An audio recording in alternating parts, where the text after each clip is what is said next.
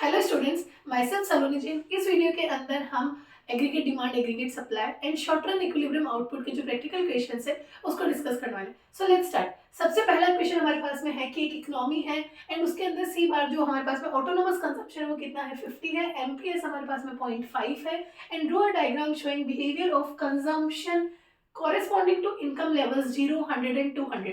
ठीक है, मतलब हमें कंजम्पशन का डायग्राम बनाना है और हमें इनकम लेवल्स गिवन है 0, 100 एंड 200। हमारे पास में सी बार है 50, मतलब ऑटोनोमस कंजम्पशन हमारे पास में 50 है, एमपीएस हमारे पास में गिवन है 0.5। ठीक है, अब हमें पता है हम कंजम्पशन निकालते हैं तो उसका फॉर्मूला क्या है, सी बार प्लस बी ऑफ वाई।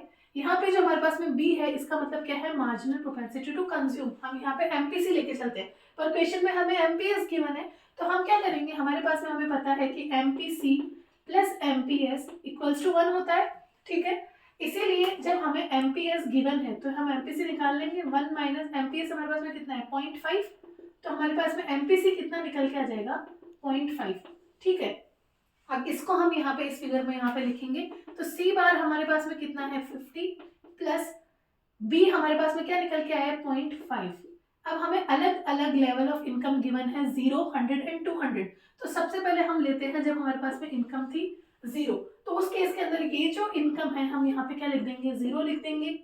ये पूरा हमारे पास में 0 हो गया। तो जब इनकम हमारे पास में 0 थी तो हमारा कंजम्पशन कितना था 50। ठीक है, मतलब जब हमारे पास में इनकम 0 थी तो हम सिर्फ ऑटोनोमस कंजम्पशन कर रहे थे और देखो ये हमारे पास में 50 आ रहा था, तो इसका आंसर 50 हमारा सही है। ठीक है, अब इसके बाद में हमारे पास में है जब इनकम हमारे पास में है 100। जब इनकम 100 होगी तो हम क्या करेंगे, सी बार हमारे पास में 50 है प्लस बी हमारे पास में एमपीसी कितना है 0.5 इंटू इनकम हमारे पास में कितनी हमें लेनी है 100। 100 इंटू 0.5 हमारे पास में क्या आ गया 50 प्लस 50। तो जब इनकम हमारे पास में 100 थी तो हमारा कंजम्पशन कितना था 100 था। ठीक है, थर्ड सिचुएशन है हमारे पास में जब हमारे पास में y इक्वल्स टू 200 हो गया है। ठीक है, मतलब हमारी जो इनकम है वो 200 हो गई है। इस सिचुएशन के अंदर हमारे पास में सी बार 50 है प्लस बी हमारे पास में 0.5 इंटू इनकम हमारे पास में कितनी है 200। 200 इंटू 0.5 हमारे पास में 100 होता है प्लस 50, हमारा कंजम्पशन कितना निकल के आ गया 150 का। अब हमें यहाँ पे डायग्राम बनाना है, तो हम डायग्राम कैसे बनाएंगे, ये हम जब डायग्राम बनाते हैं तो हम यहाँ पे लिखते हैं कंजम्पशन और यहाँ पे हम लिखते हैं इनकम। इनकम हमारे पास में कितना है 0, 100 एंड 200, तो 0, 100 एंड 200 एंड कंजम्पशन हमारे पास में कितना है 50, 100 एंड 150। तो ये हमारे पास में हो गया 50, 100 एंड 150। जब 0 लेवल ऑफ इनकम थी तो कितना था हमारे पास में 50 कंजम्पशन, जब 100 था तो हमारे पास में कंजम्पशन कितना था 100 एंड जब 200 इनकम हुई तो हमारे पास में कंजम्पशन कितना था 150। ये हमारे पास में कंजम्पशन का डायग्राम बन गया। ठीक है, ये हमारा फर्स्ट क्वेश्चन का आंसर है। इसमें हमें क्या करना था, अलग अलग लेवल ऑफ इनकम पे हमें कंजम्पशन निकालना था एंड फिर हमें एक डायग्राम बनाना था कंजम्पशन का। ठीक है, अब हम नेक्स्ट क्वेश्चन देखते हैं जो हमारे पास में सेकंड क्वेश्चन है। सेकंड क्वेश्चन क्या है, income generated in the economy is twice the increase in autonomous investment. जो ऑटोनोमस इन्वेस्टमेंट हुआ है उसके अंदर जो इंक्रीज है उससे जो इनकम जनरेशन हुई वो कितना है ट्वाइस है। Find the value of MPC and MPS. हमें एमपीसी और एमपीएस निकालना है, तो यहाँ पे हम करेंगे इन्वेस्टमेंट मल्टीप्लायर की बात हो रही है। इन्वेस्टमेंट मल्टीप्लायर का फॉर्मूला क्या है, जो भी हमारे पास में चेंज हुआ है इन्वेस्टमेंट्स में उसकी वजह से इनकम के अंदर कितना चेंज आया है, ये हमारे पास में इन्वेस्टमेंट मल्टीप्लायर होता है। ये हमें गिवन है कि क्या चेंज आया ट्वाइस, यहाँ गिवन है तो के हमारे पास में कितना है 2 है एंड ये हमारे पास में है change in Y upon change in I. ठीक है, एक और फॉर्मूला होता है इन्वेस्टमेंट मल्टीप्लायर का, वो क्या होता है k equals to 1 upon 1 minus MPC या फिर हम बोल सकते हैं 1 अपॉन एमपीएस। ठीक है, तो मतलब ये जो 2 है ये किसके इक्वल है, ये इनके इक्वल हो गया, तो हम लिख देंगे 2 इक्वल्स टू 1 अपॉन एमपीएस, हम ऐसे लिख देंगे। अब हमें क्या निकालना है यहाँ पे, एमपीसी और एमपीएस की वैल्यू से तो निकालनी है, तो इससे हम एमपीएस की वैल्यू निकाल लेंगे। एमपीएस कितना हो जाएगा 1/2, मतलब हमारे पास में एमपीएस कितना आ गया है 0.5 आ गया। एंड अगर हमारे पास में एमपीएस 0.5 है तो MPS plus MPC equals to 1 होता है। एमपीएस हमारे पास में 0.5 है plus MPC equals to 1, MPC कितना आ जाएगा 1 माइनस 0.5 इक्वल्स टू 0.5। ये हमारे पास में क्या आ गया है एमपीसी आ गया। दैट्स इट, इस क्वेश्चन के अंदर हमें ये निकालना था, एमपीसी और एमपीएस निकालना था, वो हमने निकाल लिया। ठीक है, इसके बाद में हम देखते हैं थर्ड क्वेश्चन। थर्ड क्वेश्चन क्या है हमारे पास में, फाइंड सेविंग फंक्शन। हमें सेविंग फंक्शन निकालना है जब हमें कंजम्पशन फंक्शन गिवन है c equals to 500 plus 0.8y। हमें ये कंजम्पशन फंक्शन गिवन है, ठीक है, और इस फंक्शन से हमें क्या करना है, सेविंग फंक्शन निकालना है। तो कंजम्पशन फंक्शन का फॉर्मूला क्या होता है, c equals to c bar plus b of y। ये जो b है ये हम MPC मान के चलते हैं और ये कितना है 0.8 है, ठीक है, एंड c बार हमारे पास में कितना है 500। सेविंग फंक्शन का फॉर्मूला क्या है, minus c bar plus 1 minus B Y. 1 minus B का मतलब क्या होता है, यहाँ पे MPS की बात हो रही है, ठीक है। हम MPS कैसे निकालेंगे, MPC plus MPS equals to 1 होता है। MPC हमें 0.8 गिवन है, हम इससे MPS हमारा निकाल लेंगे। MPS हमारे पास में कितना आ जाएगा, 1 माइनस 0.8 हमारे पास में 0.2 MPS आ गया है, ठीक है। तो सेविंग फंक्शन क्या बनेगा, माइनस सी बार कितना था 500, तो माइनस 500, ठीक है, प्लस MPS हमने कितना निकाला है 0.2 और y हम ऐसा लिख देंगे। बस इसके अंदर इतना ही करना था, ठीक है। ये हमारे पास में हो गया थर्ड क्वेश्चन। अब हम देखते हैं फोर्थ क्वेश्चन। उसके अंदर हमें क्या निकालना है, हमें निकालना है find the value of aggregate demand in an economy. Fourth question के अंदर हमें निकालना है एग्रीगेट डिमांड।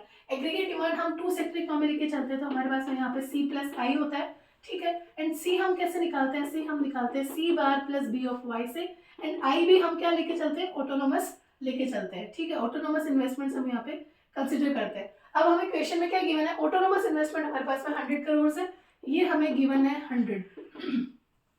उसके बाद में हमें MPS गिवन है 0.2, ठीक है, हमारे पास में गिवन है MPS 0.2, और हमें ये B जो है, B हमारे पास में क्या होता है MPC।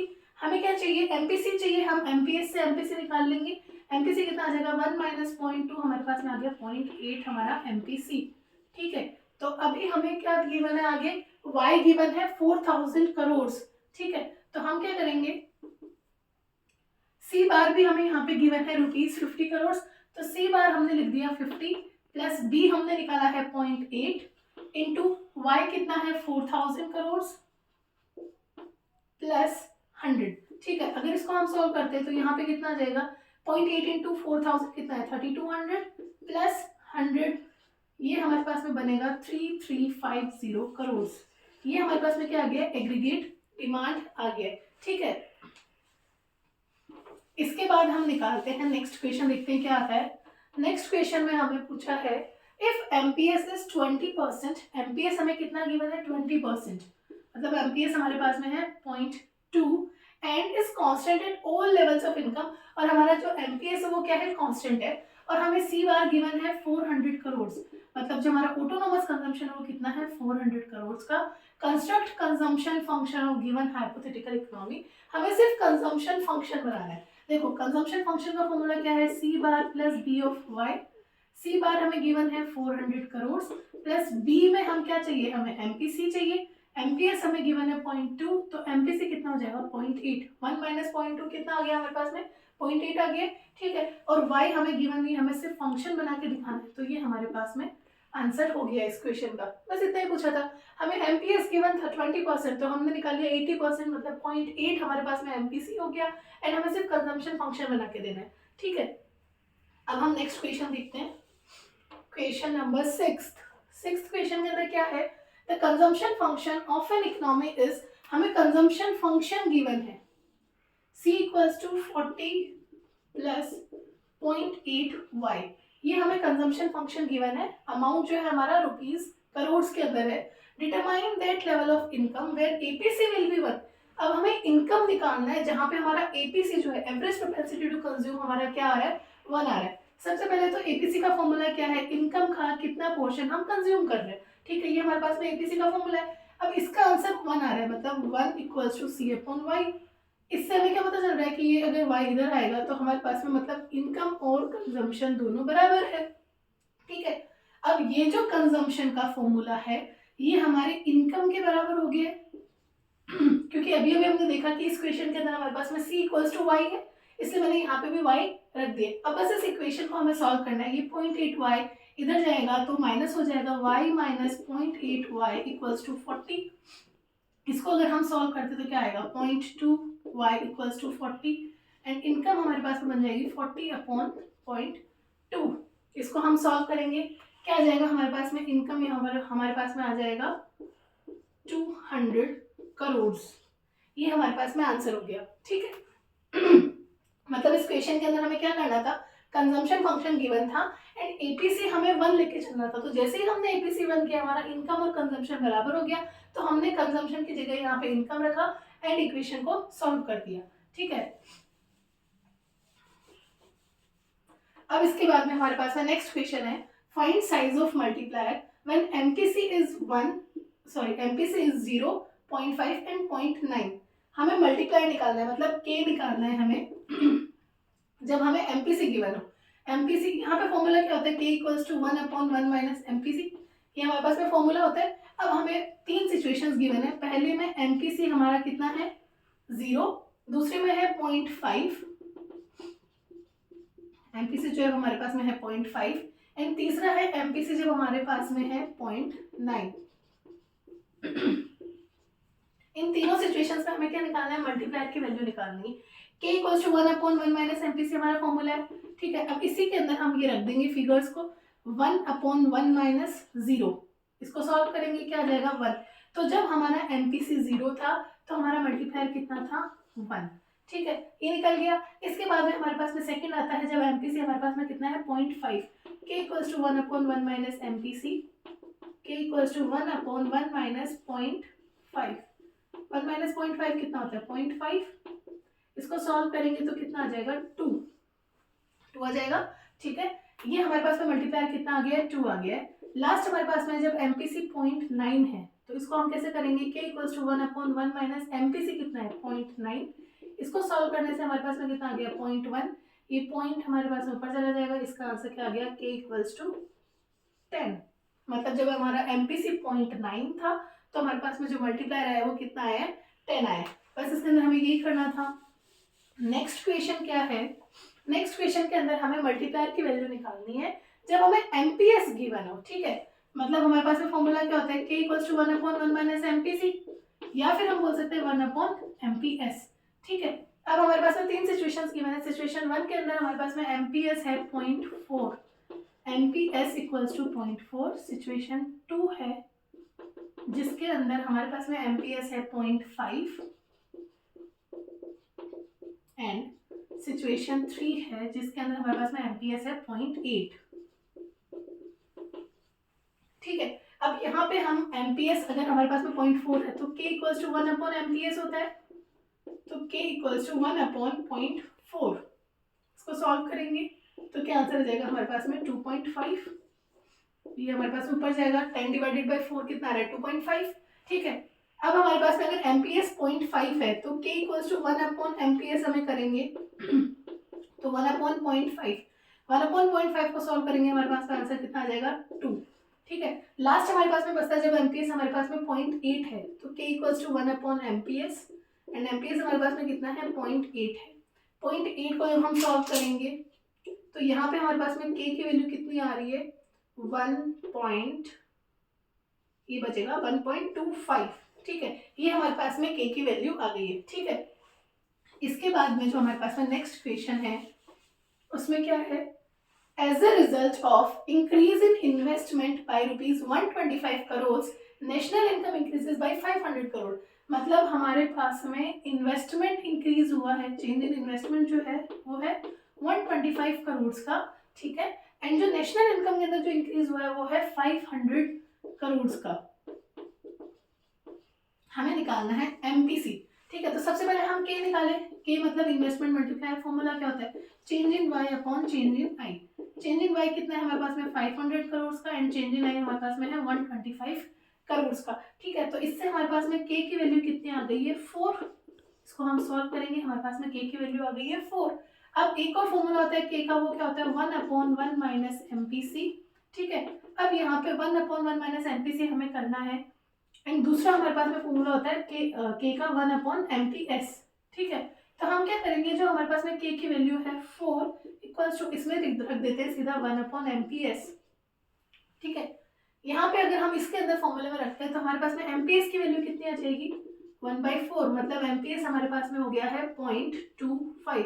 1/4 को हम 25% भी बोलते हैं, ठीक है। ये हमारे पास में एमपीएस आया है, तो एमपीसी अगर हमें निकालना है तो वो कैसे निकालेंगे, 1 माइनस एमपीएस, 1 माइनस 0.25 कर देंगे तो हमारे पास में एमपीसी कितना निकल के आ जाएगा, 0.75, ठीक है। ये हमारे पास में हो गया है, एमपीसी हमें निकालने के लिए दिया था, हमने निकाल लिया। यहाँ पे 75% हमारा क्या है, एमपीसी है। लास्ट क्वेश्चन है, in an economy an increase in investment leads to increase in national income which is 3 times more than increase in investment. देखो यहाँ पे क्या हो रहा है, इकोनॉमी के अंदर इंक्रीज हो रहा है इनकम, मतलब इन्वेस्टमेंट इंक्रीज हुआ है एंड उसकी वजह से इनकम इंक्रीज हो रही है, और जो इनकम इंक्रीज हो रही है वो कितनी हो रही है, 3 times more then the increase in investment. मतलब यहाँ पे हम सीधा सीधा इसको 3 टाइम्स नहीं ले सकते। देखो जो चेंज इन इनकम हो रहा है ना, वो क्या हो रहा है, 3 टाइम्स तो है, मतलब 3 टाइम्स किसका, चेंज इन आई का, ठीक है। आगे क्या लिखा है, मोर देन, जब यहाँ पे वर्ड आ गया है मोर देन, इसका मतलब इसके अंदर हमें ऐड करना है इनिशियल इन्वेस्टमेंट्स को भी, मतलब 3 टाइम्स तो है, प्लस हमें क्या लेना है, यहाँ पे इनिशियल इन्वेस्टमेंट्स भी लेने हैं। तो एक तरीके से हमारा जो चेंज इन वाई है वो 4 टाइम्स चेंज इन आई बन गया। यहाँ पे मिस्टेक हो सकती है, क्वेश्चन को थोड़ा सा ध्यान से पढ़ना है। यहाँ पे 3 टाइम्स लिखा है, सीधा अगर 3 टाइम्स कर दोगे पूरा आंसर गलत हो जाएगा। 3 times more than increase in investment लिखा हुआ है, मतलब कि जो हमारा इन्वेस्टमेंट के अंदर इंक्रीज है उसका 3 टाइम्स हमें करना है, मतलब पहले हमें ये भी तो लेना पड़ेगा नंबर ऑफ टाइम्स के अंदर। तो हमारा जो चेंज इन इनकम है वो कितना बन जाएगा, 4 टाइम्स चेंज इन आई बन जाएगा, और इसकी वजह से हमारे पास में के कितना निकल के आएगा, के हम अगर इसमें से निकालते हैं तो के कितना बन जाएगा, अगर हम ये चेंज इन इन्वेस्टमेंट्स को इधर लिख देंगे तो हमारे पास में के कितना आ गया, 4 आ गया, ठीक है। ये हमारे पास में आ गया मल्टीप्लायर की वैल्यू। अब हमें निकालना है एमपीसी। के का फॉर्मूला क्या होता है, 1/1 माइनस एमपीसी, या फिर हम बोल सकते हैं 1/एमपीएस। के की वैल्यू हमें गिवन है 4 इक्वल्स टू 1/एमपीएस। अगर हम यहाँ पे रखते हैं तो एमपीएस की वैल्यू कितनी आ जाएगी, 1/4, जिसको हम बोलते हैं 0.25।